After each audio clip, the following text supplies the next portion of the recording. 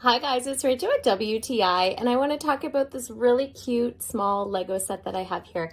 This is from Frozen 2, and this is Anna's Courtyard. So this is a really cute Lego set. It's very small and simple, a lot of details to it. I love the colors go towards Anna. If you notice the difference between her and her sister, there's always one that's got more of the colors, and then one is more towards the icy cold.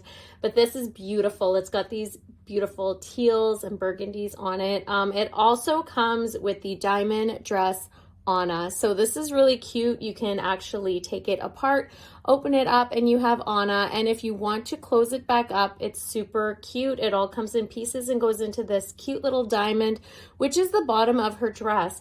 If you look really close, it has a shimmer to it. It's really elegant. I love that this is tiny, simple.